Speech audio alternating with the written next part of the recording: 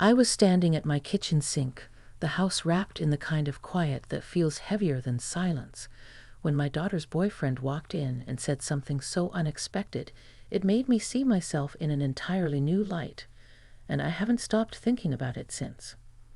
Before I start, tell me in the comments, which city are you watching from? Are you tuning in from Phoenix, Detroit, Tampa, or somewhere more peaceful like Asheville or Boise? Drop your city so I can imagine where you are while I tell you this. If you had asked me an hour before he came in what my evening would look like, I would have given you a list of chores and small comforts. Chop an onion, simmer a pot of soup, set aside a mug for chamomile, and maybe put on some old vinyl just to hear the scratch and warmth of it.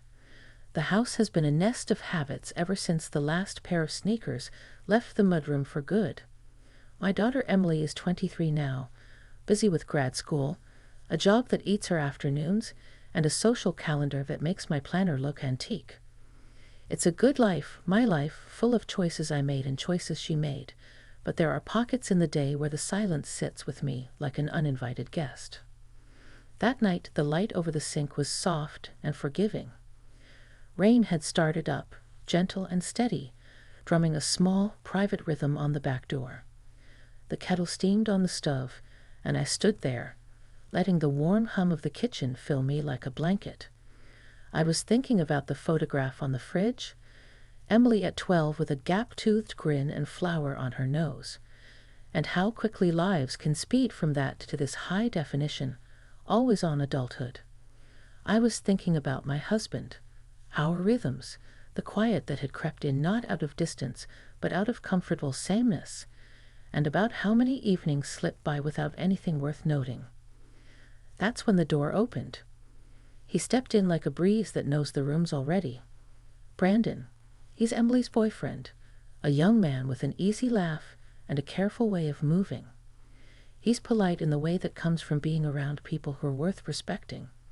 He removes his wet jacket slowly, like it might have memories clinging to it. He's not my type in the way of college sweethearts and prom dates. He's younger and brighter in the way young people usually are, but there's a steadiness about him that surprised me. I'd seen him at family dinners, the way he watched Emily, the way he listened. Tonight, though, there was a different thing in his eyes, something quieter, more serious. "Hi, Catherine," he said. He always uses my name, with a little respect that makes me feel older and oddly seen. "Brandon," I answered, wiping my hands on a towel I must have held for longer than necessary. "We weren't expecting you tonight." "Emily gone out?" "She's at the rehearsal," he said. "She asked me to come by and pick up a script, but I thought I'd check on you first. The rain's coming down hard." He stepped closer to the counter, not too close, not too far. He noticed the kettle, reached out like he might help, then stopped himself. "You look like you were just about to make tea."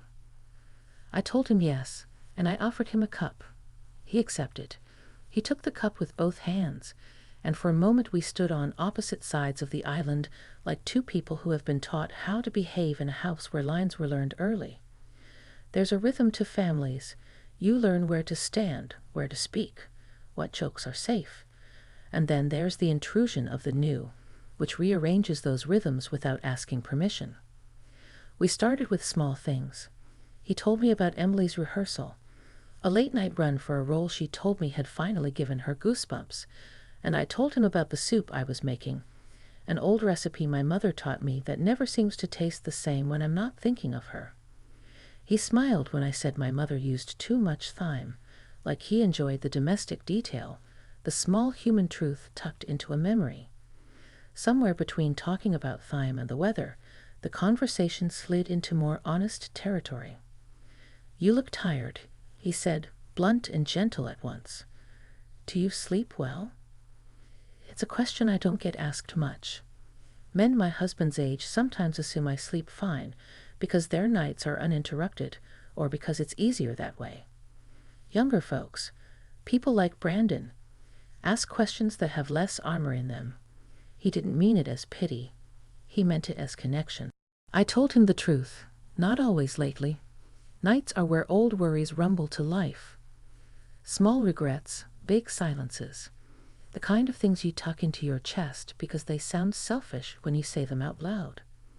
He looked at me then, not in the way someone looks at an adult that needs advice, but like someone who wants to understand how a person got to where they are. It made me say things I hadn't planned to say, about feeling invisible at times, about missing the noise of a house full of teenagers, even though teenage chaos is exactly that, chaos. I told him that sometimes I start making a second pot of coffee in the afternoon and pretend I'll share it with someone. An idea, simple as it sounds, that makes me laugh and ache at once.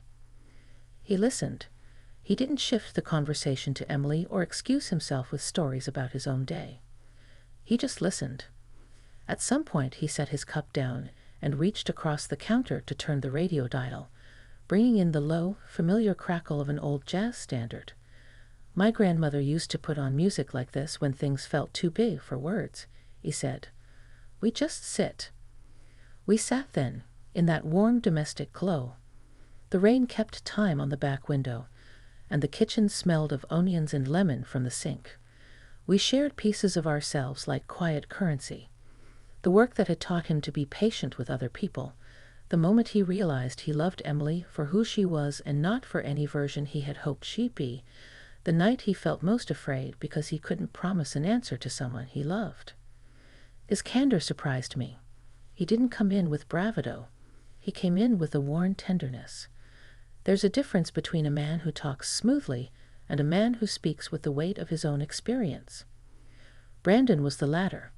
He spoke about his father, how he'd left home early, how that absence taught him the value of showing up, and about the way he feared repeating patterns he had seen. He told me with a vulnerability that made my throat tight that part of why he wanted to be with someone like Emily was that he wanted to learn how to be the kind of man who could stand steady. That line, stand steady, lodged itself in me. We have all wanted steadiness at some point, at 50 or at 25. It's not about being unexciting. It's about being capable of holding someone's smallness and their triumphs without feeling diminished. I had assumed, perhaps painfully, that a younger man like Brandon might be fleeting, easily distracted by the bright glare of the world. But he surprised me. He told me then, gently, that he admired how my daughter moved through life, but he also said he admired the woman her mother was, not the television version of a mother, but the woman in the kitchen who remembered stories about thyme and laughter. I don't know how to say this without sounding foolish, he admitted, voice low. But I learned a lot watching you. Not just about being polite or making people feel welcome, though you do that, but about how to apologize when you're wrong, how to keep promises you make to yourself. You taught Emily a lot without using lessons. She watched you. It's a strange joy to hear someone speak of you as I imagine your mother might have wanted to be spoken of.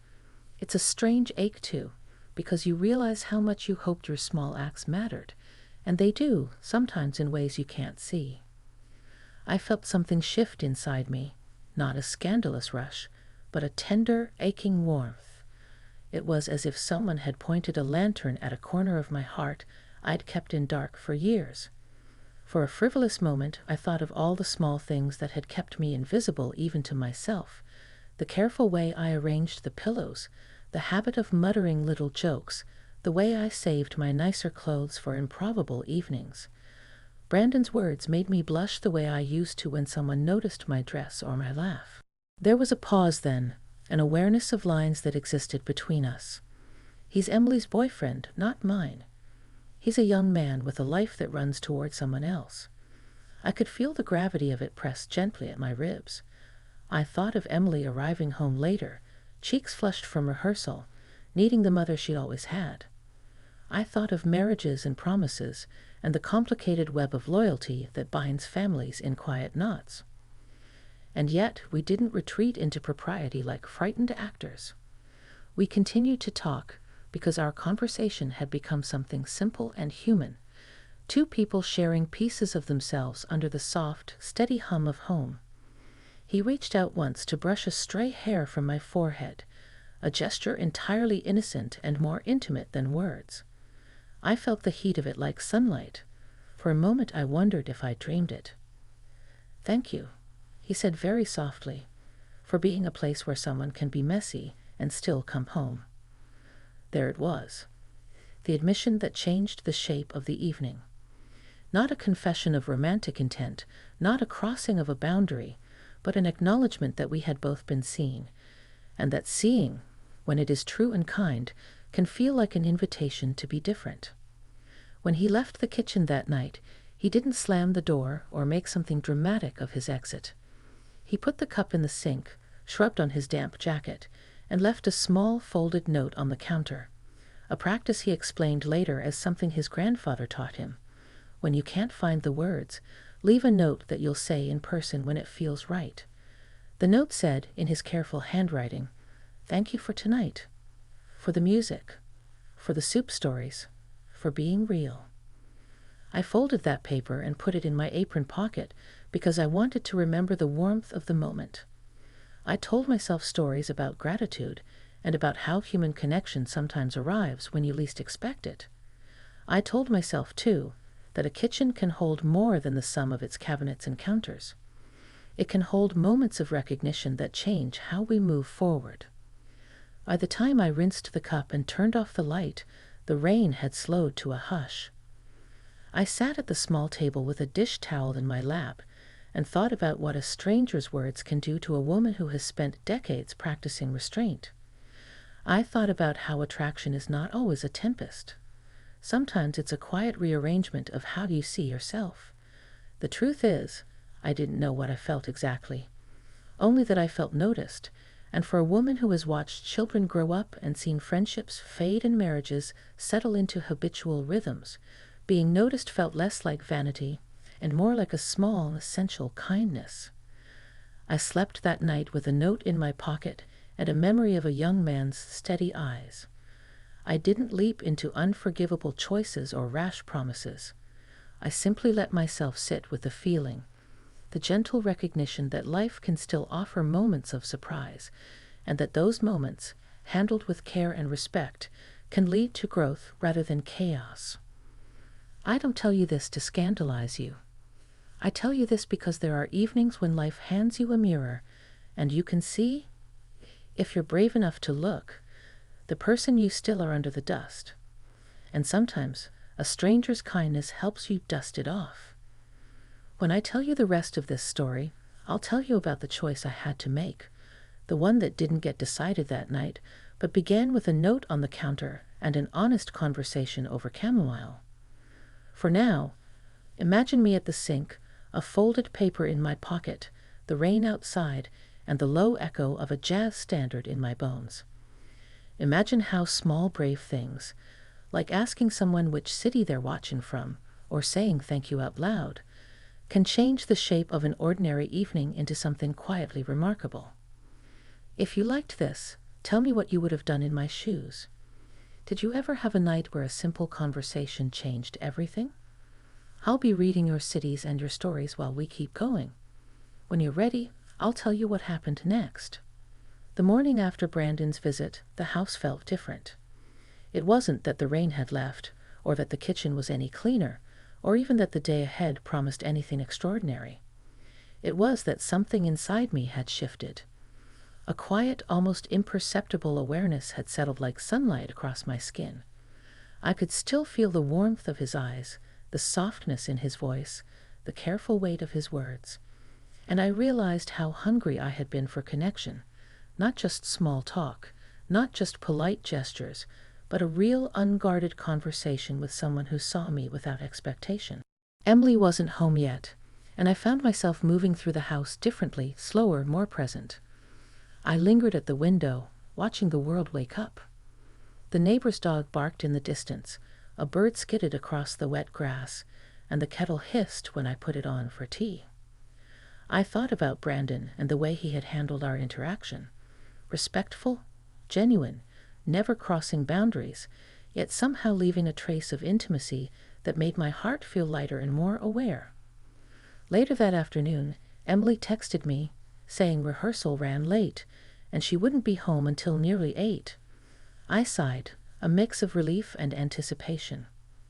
There was something almost meditative about being alone in the house after that night.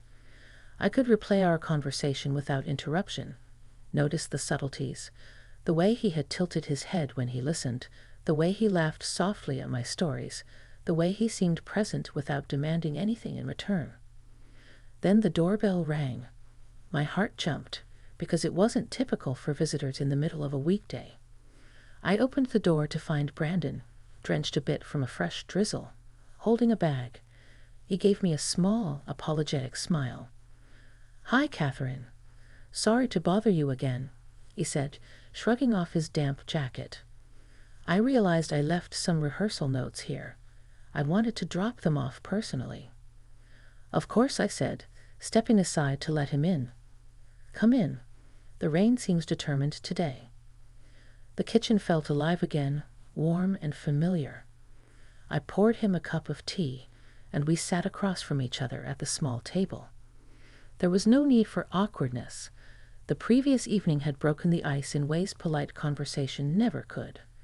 We talked casually at first, about rehearsal, Emily, and the weather. But soon, as if following the natural rhythm of people who had shared a moment of vulnerability, our conversation deepened again. "I keep thinking about last night," he admitted, eyes fixed on his cup. "About what I said. I hope it didn't come across the wrong way." I shook my head. "Not at all. You were honest, thoughtful. I appreciated it more than I can say." My words hung in the air, simple but weighted with meaning. He looked at me then, and for the first time, I noticed the quiet intensity behind his gaze. It wasn't a look of desire in the reckless sense, but something more profound: curiosity, respect, and an almost palpable care for the person in front of him.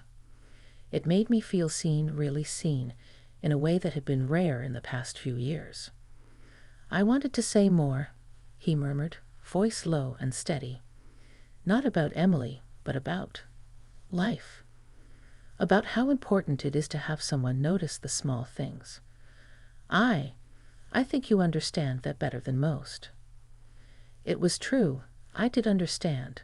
Life at my age had taught me to notice, to cherish details, to recognize beauty in gestures small and large. Brandon's words resonated deeply because they mirrored my own philosophy, and hearing them from someone else, especially someone younger, was unexpected, almost thrilling in a subtle way. We spent the next hour sharing memories, insights, and reflections. He talked about his childhood, about lessons he learned from his family, about mistakes and growth. I shared stories of my own life, both triumphs and regrets, and found a quiet joy in the way he listened, offering empathy without judgment. There was laughter, too, gentle and easy, the kind that sneaks in and reminds you that connection doesn't always have to be dramatic to be meaningful. At one point, he reached across the table, placing his hand briefly over mine. The gesture was light, respectful, and entirely innocent, but it sent a ripple of warmth through me. We didn't speak immediately. We simply held that space, acknowledging the trust and care that had grown between us. "Thank you," he said softly, withdrawing his hand with a careful smile, "for letting me in, even just a little."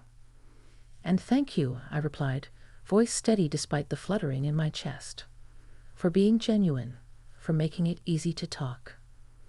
There was a pause, filled with the hum of the kitchen and the quiet rhythm of rain tapping against the windows. In that moment, I understood something important. Intimacy doesn't always need to be physical or romantic. Sometimes it's the shared vulnerability, the ability to be truly seen, that leaves the most lasting impression. Eventually, Brandon stood, holding the bag of notes. He gave me a small, thoughtful smile. "I should go before Emily gets home," he said. "She'll think I'm overstepping if I linger too long." "I understand," I said, walking him to the door. "And thank you. Truly." He nodded, and for a brief moment we just looked at each other. Two people bound by honesty, respect, and a surprising emotional connection. Then he stepped outside, the rain still falling lightly, and disappeared down the driveway. I closed the door and leaned against it, taking a deep breath. The house felt quieter, yet fuller at the same time. Something intangible had shifted, a delicate awareness of life's unpredictable beauty. It was a reminder that meaningful connections can come from unexpected places and people, and that they don't always follow the paths we anticipate. Later that evening, when Emily returned, I greeted her with warmth and curiosity about her day.